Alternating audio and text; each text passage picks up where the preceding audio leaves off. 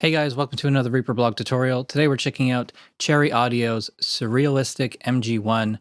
That's a virtual recreation of the Realistic brand Moog synthesizer, which was sold through RadioShack way back in the day. Pretty cool to have this in the DAW. Let's check it out.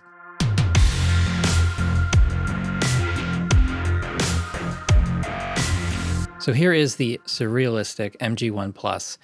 It's kind of a weird synth to explain because there's not the typical like ADSR controls and things like that, but there are all the common features of a subtractive synth. So here's our master volume. Here's our tuning sources at the top.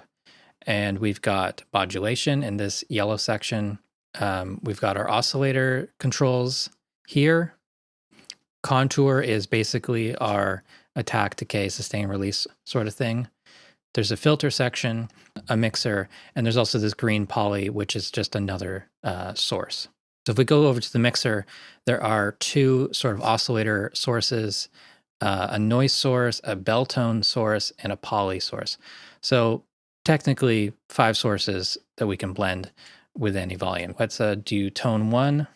Oh, and by the way, I've got this running through Echo Boy Jr. and Little Plate, just because any sort of stock synth that doesn't have any effects is just going to sound a lot better. So without any effects, with effects, just much more interesting. So, so there's tone 1, tone 2. We got saw shape or pulse wave or square wave shape.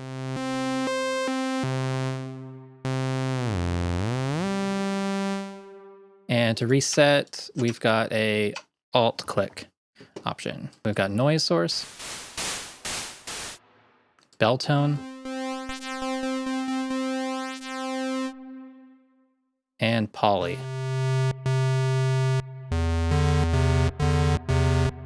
So the interesting thing is that most of these, like the bell tone and the tone 1 and tone 2, they're all monophonic. So you only get a single note, but the polytone gets you multiple notes. But there aren't really that many features or adjustable parameters for that.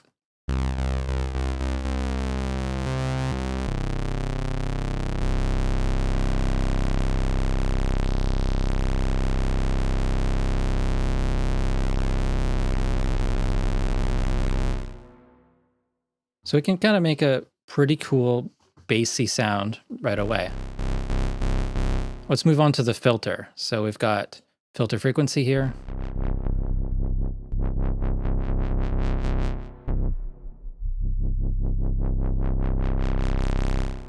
It looks like the modulation is already assigned to that, so I'll just pull that down. Sounds pretty cool, especially with that plate reverb on there. So there's the resonance for the filter. So this filter it's only a low pass filter. Let's move on to the contour shape. And this thing's a little bit confusing for me. So we've got a sustain option. So it's like a short sustain or a long sustain, like as long as you hold it. So you can make percussive sounds when it's on the shorter setting, the out setting, and when it's on in, it's as long as you hold the note. And then we've got fast for rise time, which is attack on most other synths. Goes from fast to slow, and fall time is kind of the opposite. That's the release time. So we can do short, very fast attack, very fast release. Just a click.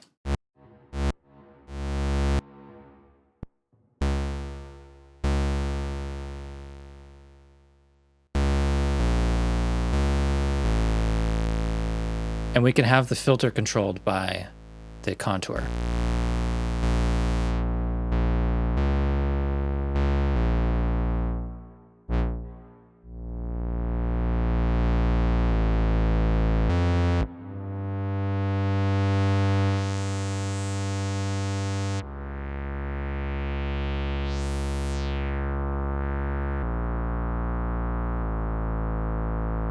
because there's only one contour, it's a little tough to like dial in something where the filter does one thing and the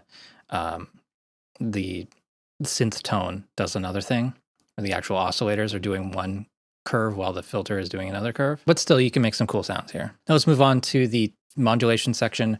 We've got pitch modulation for the tone sources and poly, and then we have a modulation amount for the filter. And our speed here is set by the rate slider. We can set this to external sync, and then it will sync to the project tempo. So let's start with it slow, and I'll assign it to the tone source's pitch.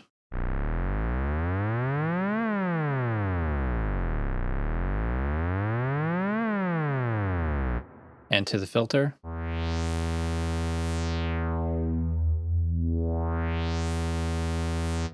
So that's a setting of 8 beats. Set this to eighth notes.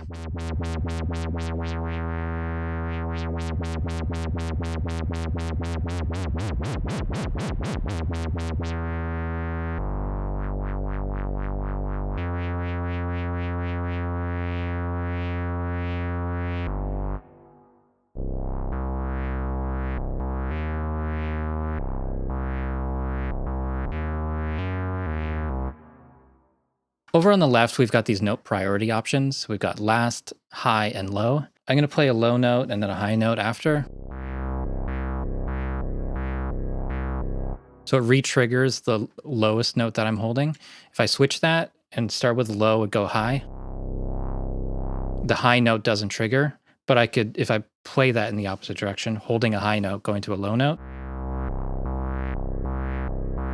it will re-trigger the high note. And if we switch this to last, then it's either way, whichever one came first.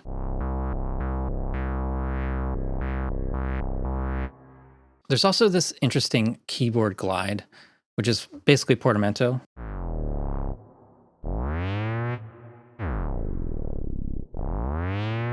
So you can make these like long build-up sounds.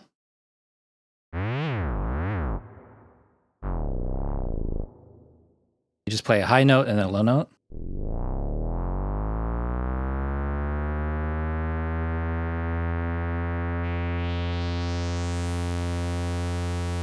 All right, let's go over to the bell tone shape. There's no controls for the bell tone.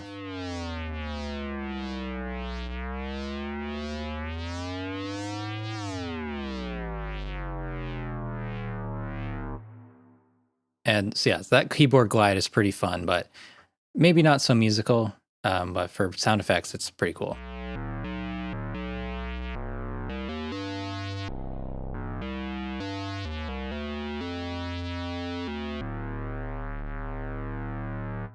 Flip the switch for the mod wheel. That will make the filter and modulation amount go up to the maximum setting that we have here on the slider. So if I'm starting with it down,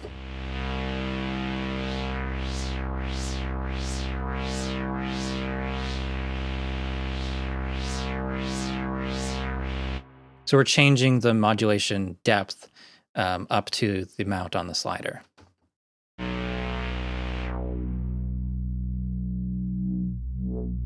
So there isn't a way to actually reverse that so that the filter starts low and then goes up high.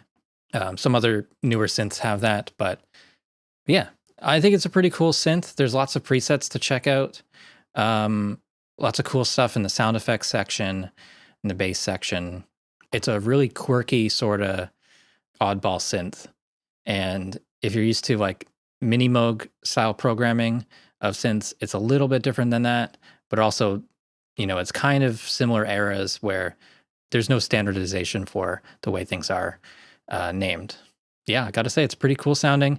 Definitely benefits from going through some delay and reverb or distortion and things like that, because it's just a straightforward, kind of dirty sounding synth. But yeah, it needs some help in the mixing department. Let's just check out some presets before we go. So let's go to the percussion section.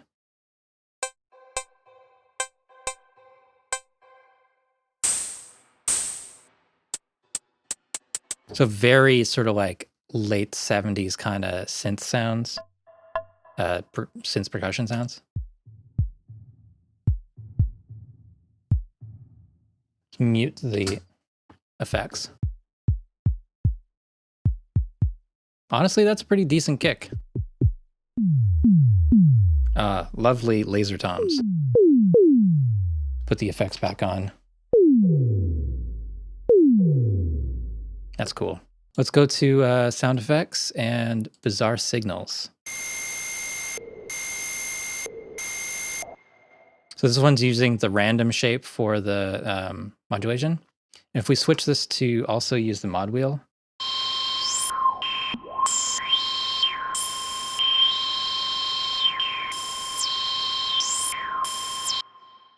kind of sweep that filter at the same time.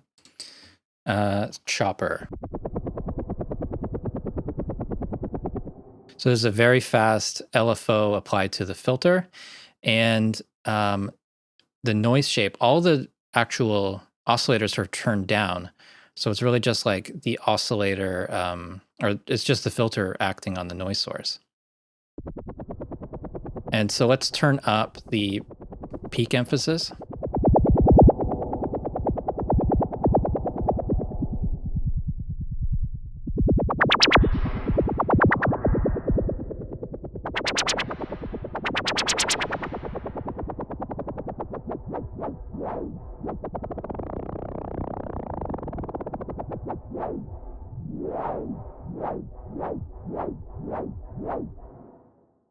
I love that kind of stuff with synths, and I feel like these older synths are really well suited for that. So yeah, I think we're going to leave it there. Cool synths, definitely worth checking out. It is free, of course, and I'll have a link in the description for where you can download it.